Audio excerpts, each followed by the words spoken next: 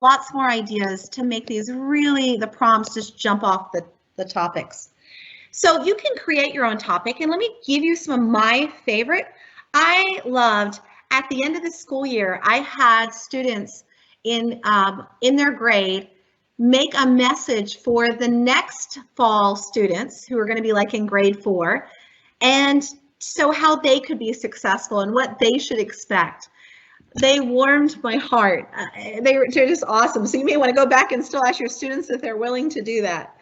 Other ideas, maybe do school pride. Maybe you could have them wear your school colors, or get your parents and your community to chime in.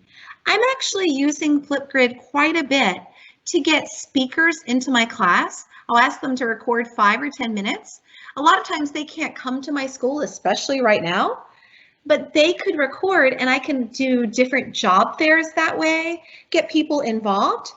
What about in math class? Maybe recording a really new creative way to solve a problem in real life or a real life situation that requires math. Maybe in physical education, we could practice a skill like, I don't know, throwing a ball in basketball or kicking a soccer ball. Or maybe in art class, they could interpret a painting. Or school-wide, here's what we're going to do this fall at my school. We're going to have every teacher introduce themselves and their world, and that way parents can see every teacher in our school. We're linking the FlipGrid link off of our school website. That way it really feels like a community, and that they don't get to meet us face-to-face right away, at least we'll start to make that connection. But let me show you where there's a lot of other topics. It's called the Disco Library. Anything called a disco library has to be cool, guys. So let me show you where the disco library is. So when I'm in FlipGrid, notice here I am creating topics. Right at the top in my grid, it will say Disco Library. Let me show you what that looks like. So what a disco library is are lots of well-developed prompts, and they're identified by grade levels to make sure it would be appropriate for whatever you're talking about. So right now, let's deal with it head on. We're all dealing about race and equity and justice, and make sure we're honoring every student. So look at all these great questions to talk about these, and they're based on different grade levels. Look right here, ages 5 to 11, everyone. So that way you kind of know if those questions work.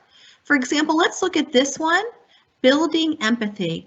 Being human means we sometimes make mistakes, but we always have the power to make better choices. What makes you human? Boy, that's a good prompt. What would you guys say? So now you wouldn't have to like copy and paste this and get that picture. No. All you'd have to do is select which grid. I'm going to put it in my grade 4 social studies, and then add it. And now that prompt is ready to go. I could customize it if there's something I want to put here instead, but using the Disco Library makes creating questions so much easier. Let me show you some of my other favorites. One of my favorites is this. Oh, let me go to the one called Made for Me. So these are by Instructional Coach.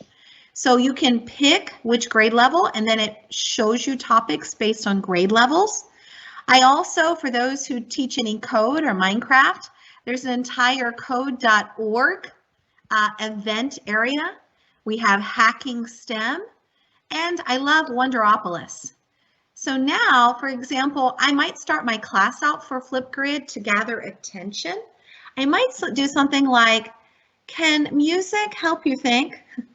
And maybe they would share music with us in FlipGrid and maybe how it gets them ready to go. Right before we got started, I was into Lady Gaga. So sometimes you just need that music and that inspiration. But I want to show you probably one of my absolute favorite prompts to get the conversation started. So under conversation starters, under Disco, there's one called What's in Your Bag. And what's in your bag, if you had to put 5 items in a bag that best showcased who you are, wouldn't this be a great way to start this fall with your students to get to know who they are? And you know what? You could send them the FlipGrid before school even starts to kind of start to make it a community. Pretty neat. All I'd have to do is select the grid and hit add. And if you don't want 5 items, change it to 3. So Blaze, what are some questions folks are having at this point? We're all clear. We had a couple that were addressed when everyone went out to do their videos, but we're all good now. Oh, that is awesome. You're just doing such a great job. Now, in your topic, I also want you to know that you can put topic attachments like websites or Word documents or Google documents. They can actually be added, and you can make your topic active under topics or frozen or hidden. You see, why would I want to do that? Let's say I'm doing my lesson plans for the next 2 weeks. I don't want students to see all my prompts yet. I could hide them and make them active as I needed to, or maybe we're done with that and I'm going to make it hidden because I don't want to continue to moderate it. I can also put launch and freeze dates of when I want them to show up. And are you okay with the items down here? One item that I want you to be careful with, I want you to look at this one called student to student replies.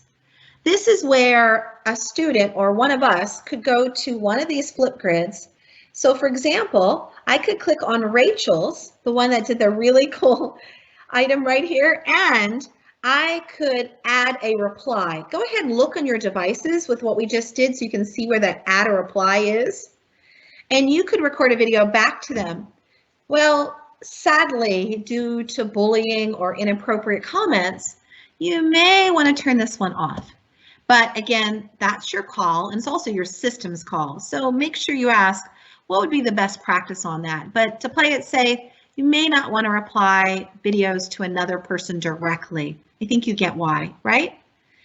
And we can also set up feedback. This is where the teacher only could provide feedback to the student that only the student sees.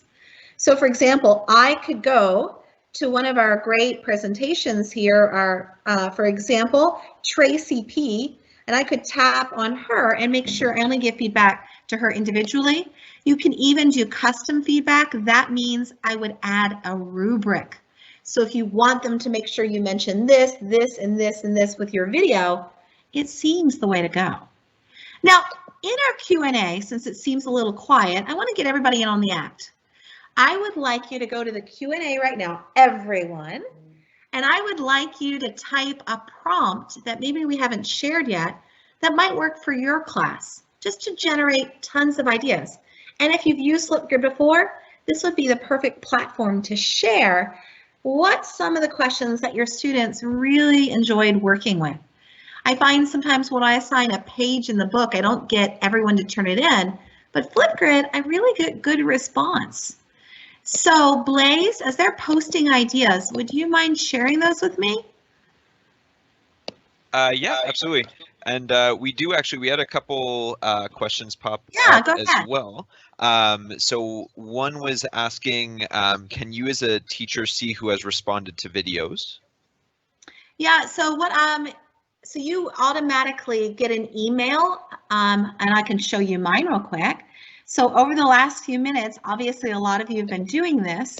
If I go into that particular feed, look how many emails I've gotten from Team FlipGrid. I can set it that I get an email per response in your topics. And I've done that because sometimes I want to check out some of my students before they go to print. Great question. What else? So we also have someone asking if there are Disco Library resources in French. So I know there are definitely resources for French, but I'm not sure about in French. Yeah, so don't forget, what you could simply do is read them and then just have them translated real quick. So you could use those same topics.